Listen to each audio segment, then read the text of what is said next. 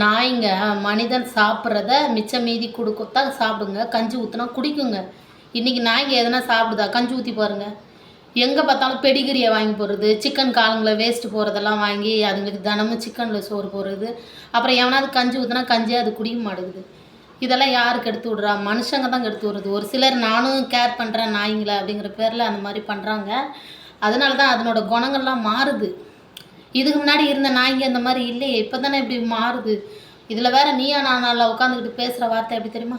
மனுஷ உயிர் போனால் பரவாயில்ல, அப்படி பேசுகிறதே தப்புங்க. ஒரு உயிருக்காண்டி நம்ம ஒருத்தட்ட கேள்வி கேட்குறோன்னா, இன்னொரு உயிர் செத்தாதான் அதுங்க உயிர் வாழணுன்னா அதெல்லாம் தப்புங்க.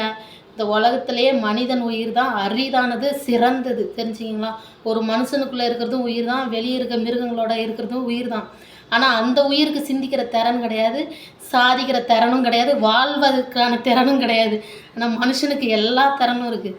ஒரு மனுஷனால் எவ்வளோ படிக்க முடியும், எவ்வளோ வேலைக்கு போக முடியும், எவ்வளோ சம்பாதிக்க முடியும், பிளேன் ஓட்ட முடியும், கார் ஓட்ட முடியும், கப்பல் ஓட்ட முடியும். ஆனால் மனுஷன் இருக்கிற உயிர் அரிதானது. அதுங்களுக்கு அப்படி கிடையாது. அதுங்களை சாப்பிட்டா தின்கிறவங்களுக்கு நன்றியாக இருக்குங்க, கண்டி மற்றவங்களுக்கு நன்றியாக இருக்குது. ஆனால் நீயா நானால் உட்காந்துட்டு பேசுகிறதுலாம் ரொம்ப தப்புங்க. நம்ம ஒரு உயிரை வாழ வைக்கணும்னு இன்னொருத்தட்ட கேட்டால் நம்ம தாழ்மையாக தான் சொல்லணுமே கண்டி தன்னை தலை நிமித்தி பேசுகிறதே தப்பு. அதுவும் மனுஷன் உசுறு பெருசு இல்லைன்னு சொல்கிறது இன்னும் தப்பு. சிறந்த மனிதர்களிடம் மிருகங்களை ஒப்பிடுறப்போ சிறந்த மனிதர்களே வசதியானவங்க. அதேமாதிரி தாழ்ந்த மனிதர்களிடம் குணத்தில் நாய்களை ஒப்பிட்டா நாய்களே வசந்தவங்க. இதுதான் உண்மையானது. ஆனால் தேவையில்லாத வார்த்தைகளெல்லாம் பேசி இருக்கிற நாய்களெல்லாம் சோழி முடிக்கிற மாதிரிலாம் பேசாதீங்க தயவு செஞ்சு. சரிங்க, நான் இப்போ ஒரு பப்பா தூக்கின்னு வந்திருக்கேன். பப்பு அது பேர். 10 நாளாச்சு. ஆனால் நான் உங்ககிட்ட காட்டினா நீங்களா என்ன சொல்லுவீங்க? இதை வச்சு சம்பாதிக்கிறேன்னு சொல்லிடுறீங்க. நான் பாவம்னு நினச்சி தூக்கின்னு வந்தேன்.